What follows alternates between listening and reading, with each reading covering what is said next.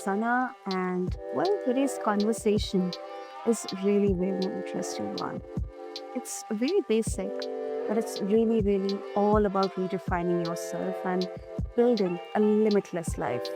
And my guest today is Alexandra Terrey. She is an international leader in the mindset and emotional fitness. And she has joined us to explore how redefining your identity can actually help in unlocking a limitless, purpose-driven life. So let's quickly dive in. So Alexandra, welcome to the show, and I'm really, really honored to have you here with us. Thank you so much, Sarah. It's really my pleasure to be here and spend time with you. Thank you. Beautiful, beautiful. So, Alexandra, before we talk about redefining our identity, um, I would love to personally, explore your journey as well. I mean, what exactly motivated you to get into this world of, helping others to create purpose-driven life? Um, that's a great question. I will try to create a little bit smaller story or shorter story and squeeze it all in a few minutes. But basically, from when I'm looking at a life from helicopter view, so it was everything easy. When we are young, we are full of potential and life and Mm. aliveness and happiness and joy, and we try new things and we are more brave and everything. So I was living that life and everything was going really well. So I opened up different businesses. I was traveling in the world, opened up business in Thailand, in Europe, in Bahamas, and everything was kind of easy, even though there was, some challenges and obstacles, but it was easy to overcome them. And Mhm. then I hit the bottom when I moved to Australia, and I was going through some personal issues, and we realized with my husband after a while that I can't have kids, and that really hit us hard. And because of my visa as well, living in Australia, finding the job was very hard, so I wasn't sure where to start again. And I was going basically from all areas when you look at financial, spiritual, career, health, everything was going downhill basically because all these things happen in once.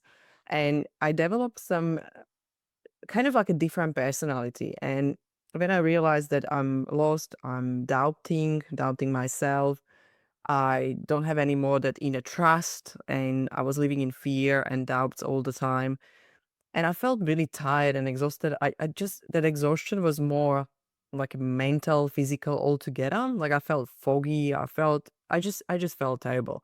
And and there was one moment when I saw my husband and I looking at him and I was like, wow, so he changed as well. And I'm asking him to be, more fun, more happy and be the one that will change. And I realized in a moment that actually it's not him who needs to change.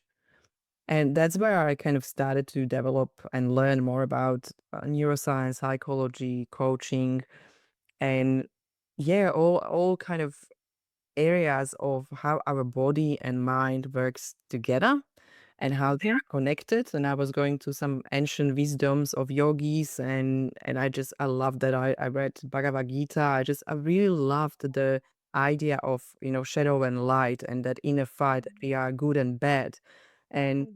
and I had real kind of life experience to see that, darker side of me, or that that time that I thought it's like a bad side of me, but it was probably the best thing that happened to me. And then I started to helping myself basically. And while I was helping myself, I realized my husband is changing and he's getting better and he's happy and he's now back exercising and taking care of himself and taking care of everything. And he just became again full of life.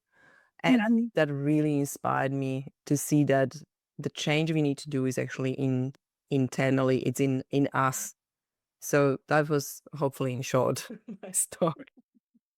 Well, I know it can be, it definitely sometimes can be difficult to summarize all those moments of self-doubt, anxiety, fear, fogginess, as you mentioned, and then those moments of transformation as well. But yeah, I mean, thank you for sharing that, Alexandra. Um, I guess everyone has such a unique story of going through difficulties, figuring out uh, the things around us, but more importantly, the storm within us. I mean, it's so much. kind of, caged within us. So I think that's the most important part to address upon. So Yeah. with that, you also talk about neuro-identity shifts as the key to transformation. So what exactly are these shifts, Alexandra, and why identity, not just behavior, it needs to shift first? Yeah, and that's great question. And that was actually that took me a little bit long time to realize that. But we all talk about mindset, and it's amazing. Of course, everything starts with our thinking. But I realize that I'm even having those, great thoughts and great mindset and trying to shift everything what I think.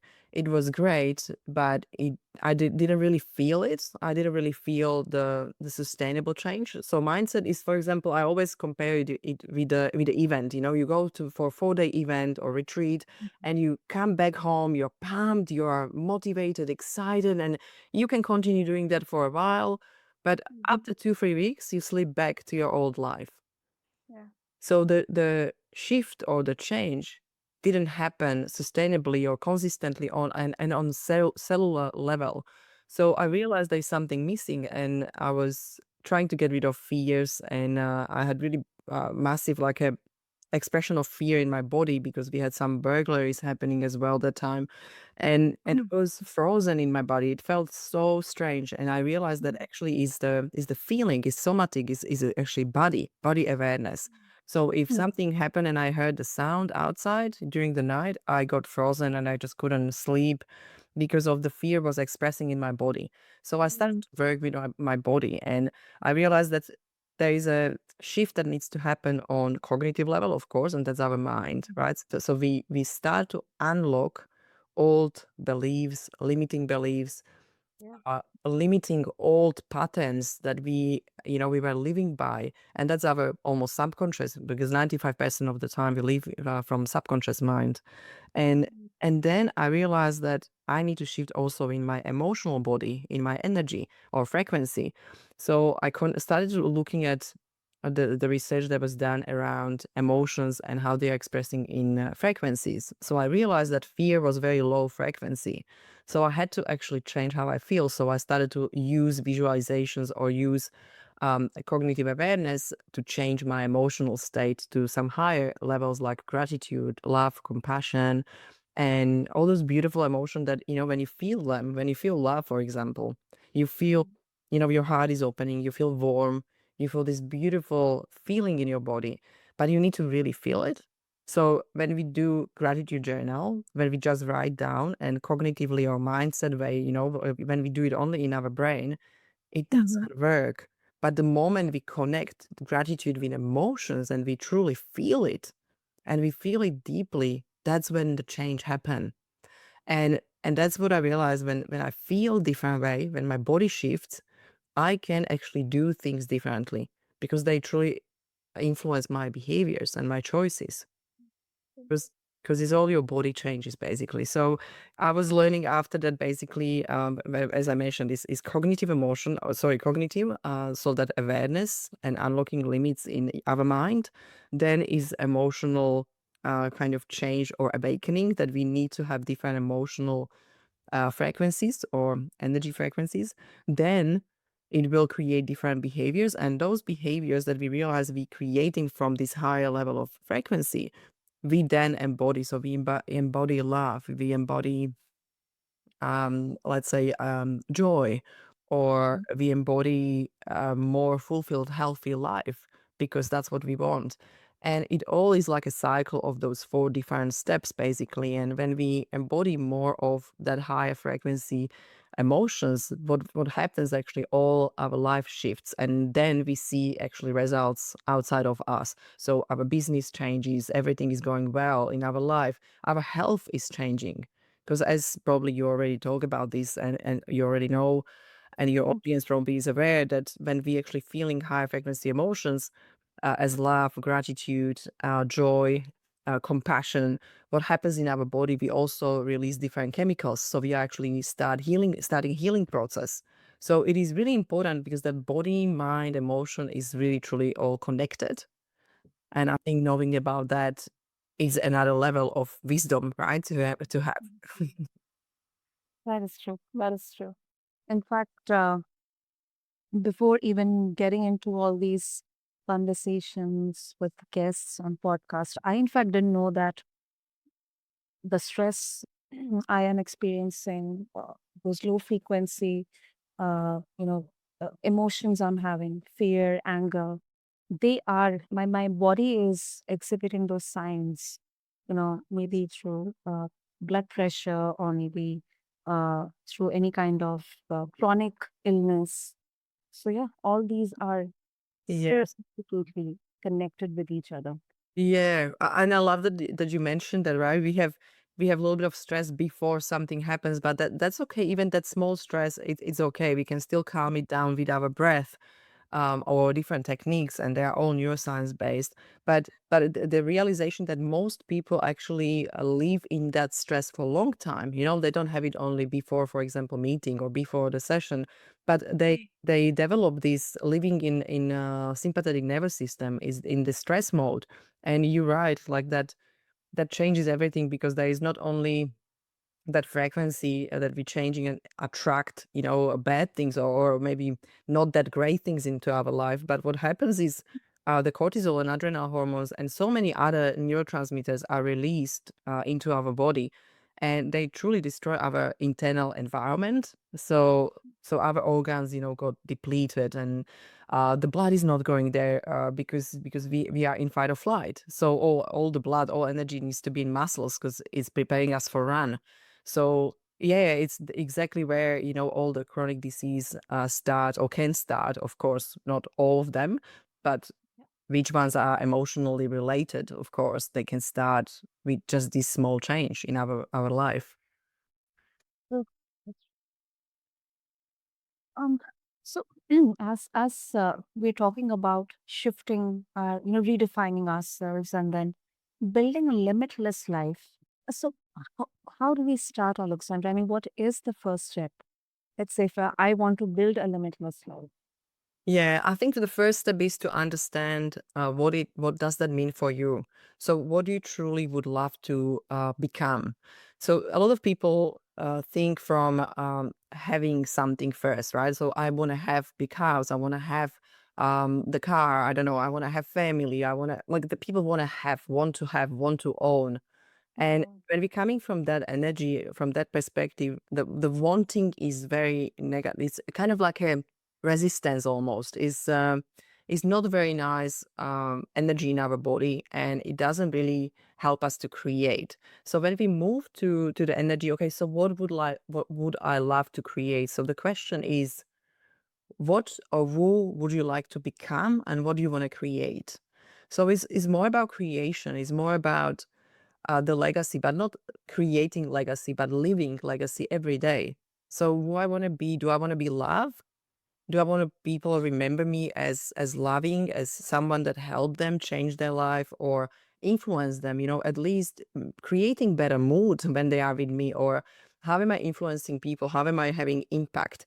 So the questions are all around that because we can create a finance or money or businesses and cars as a side effect of us being who we truly want to be or who we truly supposed to be. So I believe there is this internal call inside of us, and we need to understand what is our purpose, why we are here, what is truly helping us to feel happy, what is there inside of us to actually bring joy. So, some people think that I want to have this career and I want to be, for example, coach, right? Like when I'm talking about coaches. But the true calling is something else. Some people actually realize that maybe that was just a charitable organization that I want to start, or maybe it's just helping my family and just Mm. being that person that has always positive impact on people. And everyone has different calling. And I think the magic is when you find what is that calling inside you, so it can be small, it can be bigger, it doesn't really matter. It doesn't mean that we all are born here to change the world. We don't need to change the world. We just need to become the best version of ourselves. So studies, yeah, studies awareness about who I truly am when I'm not putting any mask on, when I'm not trying to fit in, when I'm fully expressing myself. when I am feeling in my best, and I am at my best. So who is that human? What is that expression in energy, in emotions and impact? I really like that you said, who we are when we are not putting any mask. So that Yes. is an important question that we can ask ourselves. Yeah, and it's a big one because we are creating or we're putting masks because there is expectation, right? There is always this pressure. It's that invisible pressure of society and family and culture, and we put a mask on, and we all do it. There is no difference. There is not person that I know that it wouldn't be having mask on, right? In different circumstances. I think the most important part is to understand when I put a mask on, what is that mask? Is that mask creating the identity? And it creates the identity of something or someone that I am actually not. So if we need to put a mask on and we need to be more, I don't know, professional, or we need to be more playful because we are with kids, I think that doesn't need to be really mask or identity. It can be just us expressing ourselves in different circumstances. And I think what is said, people start to create that mask that stays with them, Mhm. and they change their life based on that. So that's when the problems happens, when you identify yourself with your position or with your career or with your business, or as a wife, as a mother only, and then people, when you lose that identity because the circumstances changes later on, they get very lost. So having awareness, I think awareness is first step to everything. Wow. And also, let's talk about because you integrate neuroscience and then energy work and breath work. So some might say that it's too unconventional or sometimes even contradictory. How how do you reconcile science with spirituality in your work? Oh, that is a big question.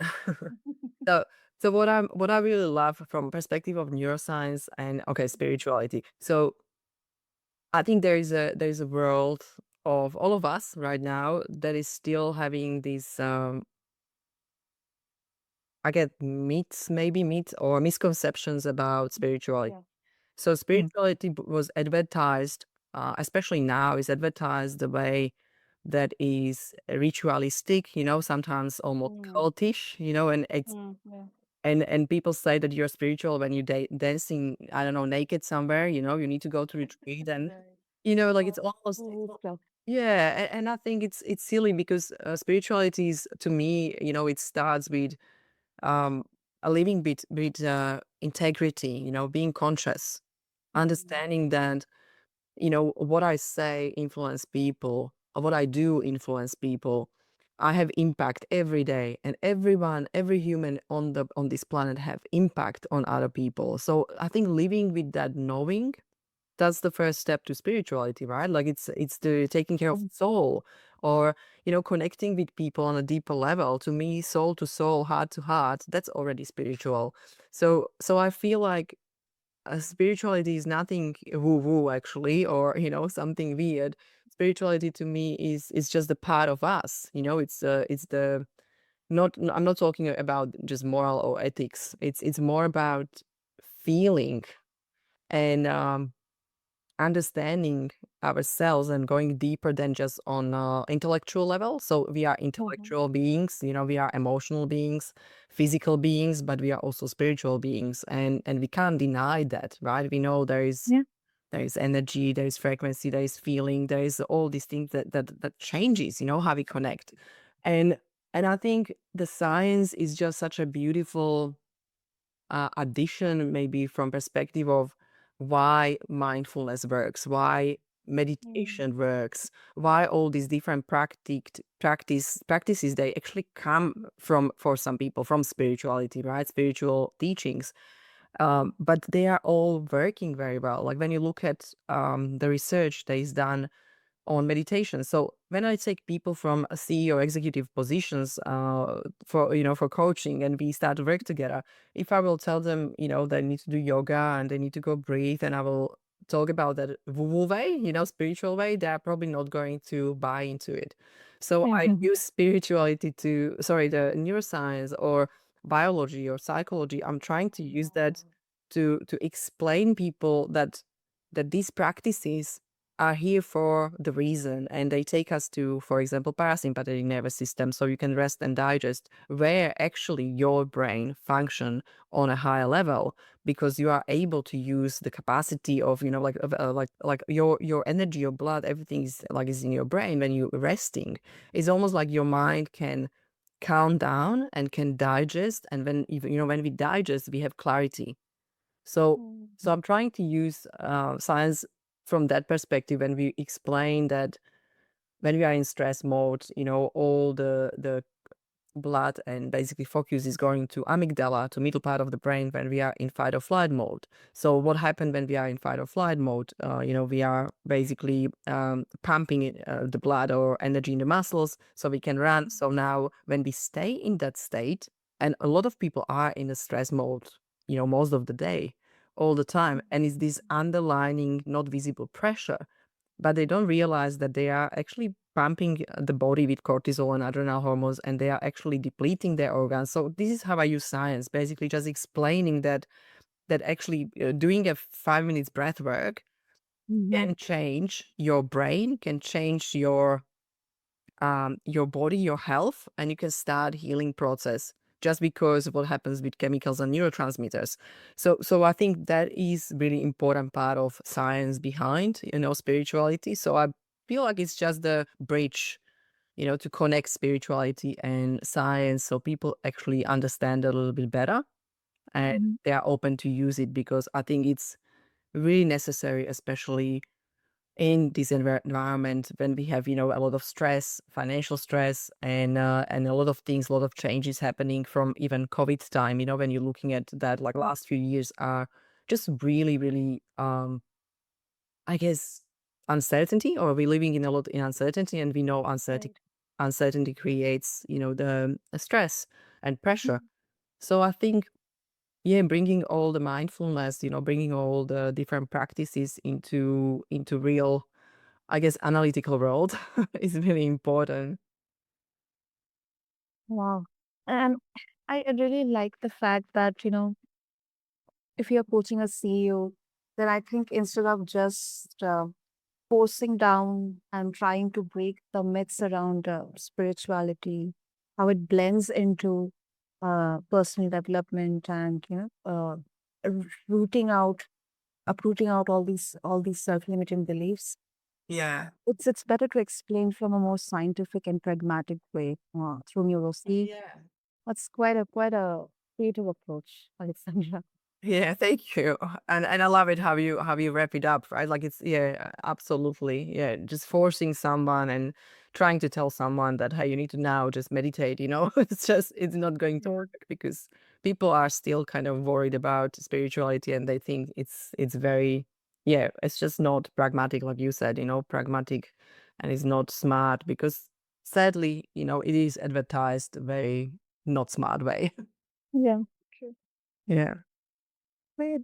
So before we wrap up, Alexandra, if our listeners would like to connect with you to take that first baby step, what's the best way to do that? I would say there are two things. I launched the book Limitless Soul. So if anyone wants to probably grab a book, that would be great start to awareness and understanding what my method is about, and what we use, how we work with clients. There are some client stories as well, and people can start to use a few different tools in a book. And it's made up as a workbook almost, so people actually can go into book and do some self-reflection exercises and start to become more aware and mindful. And I think that's really great start for anyone who is not deeply in personal development yet. So you can find the book on the website limitlesssoul.com. Limitless Soul with two S. So it's all that, there is no free S. So limitlesssoul.com or thementoringeffect.com. That's our company, basically, where we do all the personal development trainings, retreats. And there are some great meditation for beginners and like a small courses, so people can start even for like $11, so like, very short course to start to learn a little bit more about those tools. They really help us to change our life. Wonderful. I will make sure to have the everything included in the show notes. And Alexandra, thank you so much. Well, I mean, thank you for explaining us that even our darkest moments and our past, they can be the portal to who we are actually meant to become. And thank you for sharing your story and beautifully explaining about the connection between mind, body, and spirit. And yeah, thank you so much for this conversation. Thank you so much, Sana. It was a pleasure to be here, and thank you so much for waking up so early. Really appreciate it. And to all the listeners, be sure to connect with Alexandra and check out her book, workbook. I'll have all the links mentioned in the show notes. And until next time, stay mindful and take care of yourself and your loved ones. Thank you.